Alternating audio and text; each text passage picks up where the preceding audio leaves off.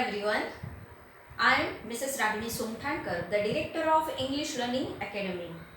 In last sessions, we have seen parts of speech, prepositions and articles. And in today's session, we are going to start the tenses. This is also one of the most important pillar of the grammar part.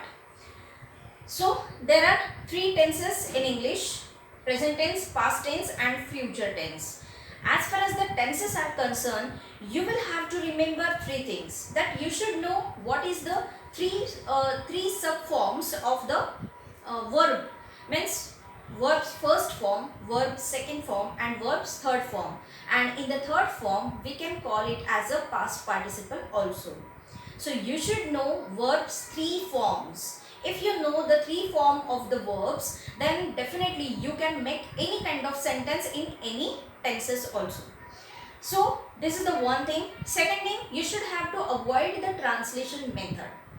See why I am telling you to avoid the translation method, because so many students who are coming to my class, my academy, and they are telling me that we are getting so much confusion while we are translating from Marathi to English. But that is the incorrect method, because in Marathi language, if we can say मी आंबा खातो, in this statement me is the subject, amba is the object and khato it's a verb. And this is reverse. In the English sentences, we use subject, verb and object. So the structure is different, and that's why you are making lots of mistakes while translating from Marathi into English or any mother tongue into the English language. Whenever you are constructing this sentence, at that time you just remember the structure according to the English, and it means according to the tenses. And that's why this is the one more important part, or this is, we can say that it's a foundation also, that through this foundation you can able to construct any kind of sentence in any kind of tenses. So avoid the translation method. This is the most important part.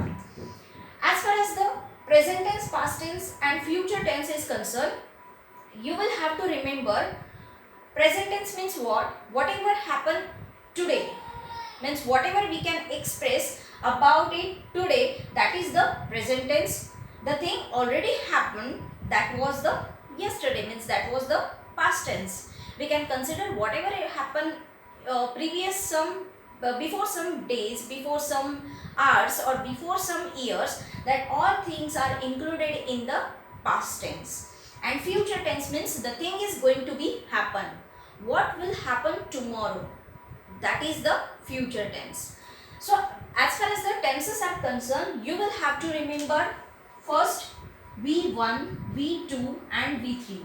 Verbs first form, second form and third form. Then second thing, you have to avoid the translation method.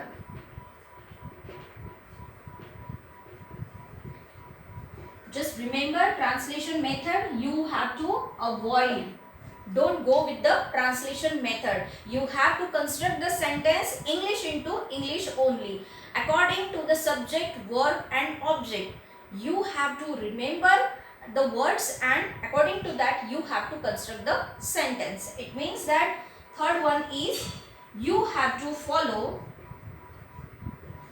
the structure method.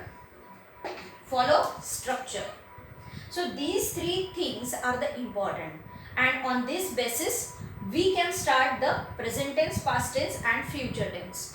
Now in our next session we can see about the uses of the present tense, where we use the present tense, after that where we use the past tense, after that where we use the future tense. We can take some detail in our next session. But if you like this session, this video, and if you want these kind of videos more, just like my YouTube channel and subscribe it. And of course, if you want any kind of grammar session, or if you want to learn something more, you can just call on 7741995554. Thank you.